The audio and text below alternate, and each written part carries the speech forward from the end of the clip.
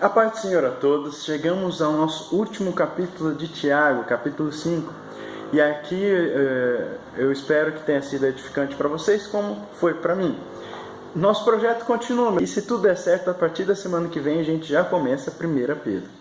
Vamos direto ao ponto, porque temos diversos assuntos a tratar. Entre os versículos 1 e 6 fala a respeito dos ricos.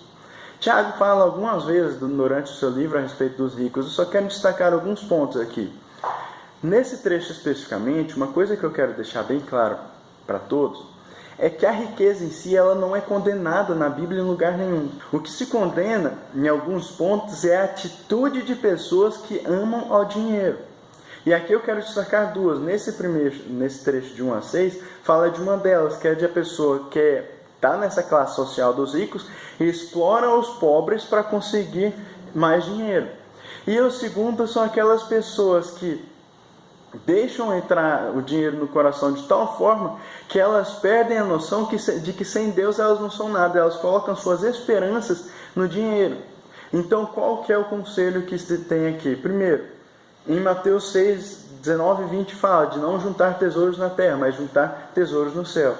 E em 1 Timóteo 6, versículo 17 fala: manda aos ricos deste mundo que não sejam altivos, nem ponham a esperança na incerteza das riquezas, mas em Deus, que abundantemente nos dá todas as coisas para delas gozarmos. Os versículos 7 e 8 falam: sede, pois, irmãos, pacientes até a vinda do Senhor. Eis que o lavrador espera o precioso fruto da terra, aguardando-o com paciência, até que receba a chuva temporã e serôdia. Sede vós também pacientes, fortalecei os vossos corações, porque já a vinda do Senhor está próxima. Aqui ele nos mostra, ele nos fala como que nós devemos ter paciência no sentido de saber esperar e no sentido de aguentar as aflições, as provações, as dificuldades que nós teremos para esperar a vinda de Cristo. O exemplo que ele nos dá é do lavrador, porque o lavrador, entre o processo de semeadura e de colheita, ele tem um lapso temporal que ele tem que esperar. E ele não tem nada que pode fazer para acelerar esse processo. Aqui cita a chuva temporânea, a chuva serôdia, porque também são traduzidas como as primeiras chuvas e as últimas chuvas. Em Israel, as primeiras chuvas elas são entre outubro e novembro, mais ou menos. E as últimas chuvas são entre abril e março. Então, entre as primeiras chuvas, que é quando acontece o plantio, e as últimas chuvas, que é quando acontece a colheita, há um lapso temporal que o lavrador tem que esperar. Mas nesse meio tempo, ele não fica parado. Pelo contrário, ele tem que fazer várias coisas para que a colheita saia da melhor maneira possível.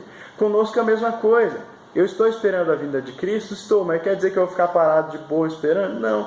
Enquanto Jesus voltar, eu tenho muito trabalho para fazer para Ele aqui na terra. Eu tenho almas para buscar, eu tenho palavra de Deus para pregar, eu tenho muita coisa para fazer. Então, nós não podemos viver como se Cristo não fosse voltar. Pelo contrário, viver esperando a Cristo e trabalhando em prol do reino de Deus. O versículo 9 fala: irmãos, não vos queixeis uns contra os outros, para que não sejais condenados. Eis que o juiz está à porta. E aqui o que Tiago quer nos trazer, e aqui na linguagem de hoje, é o seguinte: não tem mais tempo da gente ficar de mimimi. E aqui o mimimi que eu falo em alguns sentidos, tanto no sentido de, sabe aquela pessoa que tudo a culpa é dos outros? Eu nunca sou culpado de nada. Não vamos parar de ficar jogando a culpa nos outros pelos nossos erros, as nossas falhas, porque eu não faço isso para Deus, não faço aquilo, a culpa é de tal circunstância, a culpa é de tal pessoa. Não, a culpa é minha. Vamos assumir nossas próprias responsabilidades. Deus, Ele quer uma relação pessoal comigo, uma relação com você. A minha responsabilidade é sobre a minha vida espiritual e a sua é a responsabilidade sobre a sua vida espiritual. Então vamos parar com isso, parar de murmuração. Tudo está ruim. Quer fazer alguma coisa para melhorar? Não, mas está ruim. Vamos parar com isso. E outra, aqui no final desse versículo fala: eis que o juiz está à porta. O juiz é Jesus, ele vem para julgar. O juiz não sou eu nem é você. Então vamos parar com isso também, de tentar julgar as pessoas ou circunstâncias pelos nossos próprios entendimentos. Vamos nos preparar porque Jesus está voltando. Os versículos 10 e 11 falam a respeito de nós termos como exemplos profetas que tiveram paciência, muito embora tivessem passado por aflições, e cita aqui o exemplo específico de Jó. Muitos conhecem a história de Jó, mas basicamente é uma pessoa que ela tinha uma família muito boa e grande, tinha muitos bens, tinha uma saúde maravilhosa e de repente ele perde tudo por causa de uma conversa que aconteceu no céu e que o diabo desafiou a Deus falando que ele não seria mais fiel se ele perdesse tudo. Enfim, ele continua fiel e no final das contas ele recebe tudo mais uma vez e recebe em dobro. Qual que é a questão que nós temos que eu quero só destacar com vocês rapidamente? Quando nós falamos de Jó, a gente tem que tomar cuidado para não ir naquele sentido da teoria da prosperidade. Sabe aquele pregador que chega falando: meu irmão, meu querido, você que está passando pela prova, você vai receber tudo em dobro, meu querido. Não vamos por esse sentido, não. O sentido que a história de Jó nos traz é o seguinte: Jó não sabia que ele ia receber tudo de volta, mas ele foi fiel mesmo assim. Então o exemplo de Jó é da sua fidelidade, independente do que ele receberia ou não. Ele foi fiel sabendo, falou inclusive: Deus me deu, Deus tirou, bendito seja o nome do Senhor. Então a fidelidade de Jó é nesse sentido, não porque ele foi fiel porque ele sabia que ia receber, ele não sabia disso. Então nós temos que ter esse entendimento para pegar Jó como nosso exemplo. No versículo 12 ele fala: mas sobretudo, meus irmãos, não jureis nem pelo céu, nem pela terra, nem façais qualquer outro juramento, mas que a vossa palavra seja sim, sim e não, não, para que não caiais em condenação. O que Tiago aqui faz, ele ecoa o ensino de Jesus em Mateus 5,37. Jesus fala a mesma coisa, a palavra seja sim, sim, não, não.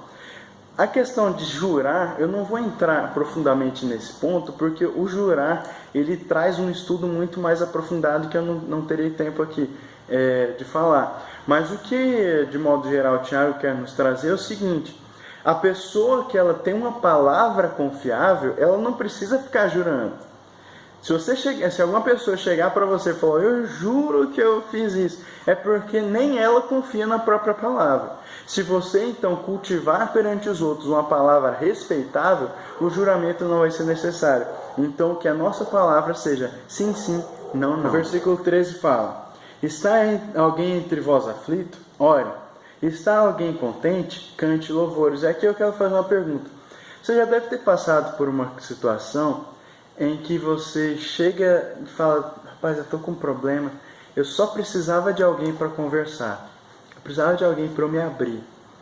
E aqui é onde vem o que Tiago nos fala. Ele nos fala que Jesus está disponível para nos ouvir. Então ore. Está você aflito? Ore. Converse com Jesus. E aqui tem um bônus disso tudo, porque Jesus ele faz intermédio entre nós e Deus. Então as suas súplicas ele não somente vai ouvir, como vai levar para Deus. E se tem alguém que pode resolver o problema para nós, é Deus. E no final fala: está alguém contente? Cante louvores. Se você está contente, seja grato. Adore ao Senhor, louve ao Senhor, porque confessando que é Ele quem fez algo diferente em sua vida. E nos versículos 14 e 15 fala a respeito daquele que está doente, que busca a oração dos presbíteros, a unção com azeite e a oração da fé. Eu quero dar destaque só, quando fala do azeite, ele que mostra, o que a Bíblia nos mostra quando fala do azeite, é fazendo referência ao Espírito Santo.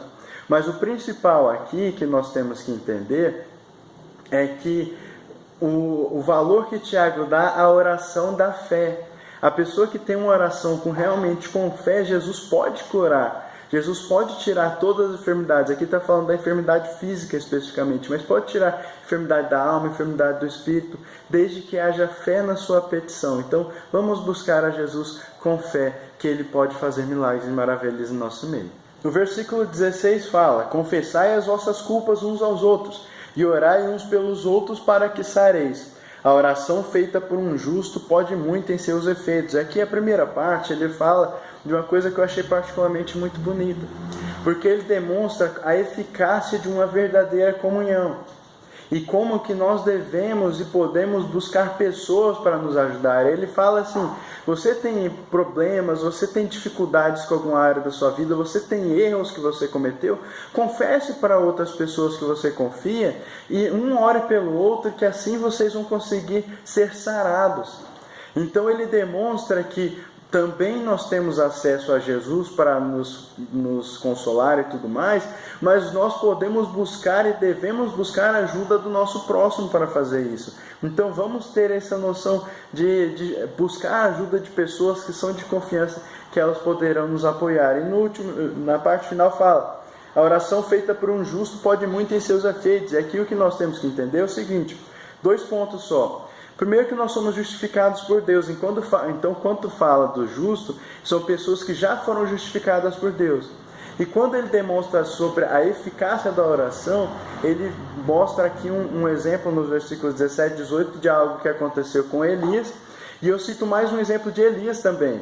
Um versículo que eu acho bastante interessante em 1 Reis 17, 22, que ali havia uma criança que havia morrido. Elias vai e ora por aquela criança, e a Bíblia nos fala: e o Senhor ouviu a voz de Elias, e a alma do menino tornou a entrar nele e reviveu. Então, por causa da oração de Elias, o Senhor interveio naquela situação. E por fim, os versículos 19 e 20 falam: irmãos, se algum dentre vós se tem desviado da verdade e alguém o converter, saiba que aquele que fizer converter do erro do seu caminho um pecador, salvará da morte uma alma e cobrirá uma multidão de pecados. E aqui está falando especificamente de pessoas que estão na igreja, mas só estão fisicamente, o seu coração não está, ou de pessoas que já estiveram na igreja e se desviaram.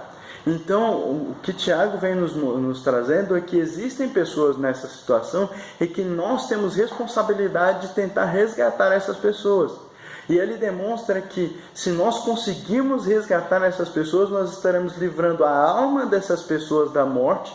E aqui não a morte física, mas uma morte muito pior, que é a morte eterna, que é livrando a pessoa de ir para o inferno, de ter uma condenação eterna. E também estamos livrando de uma multidão de pecados. Aí vem, se um pecado já é capaz de nos condenar, imagina uma multidão de pecados.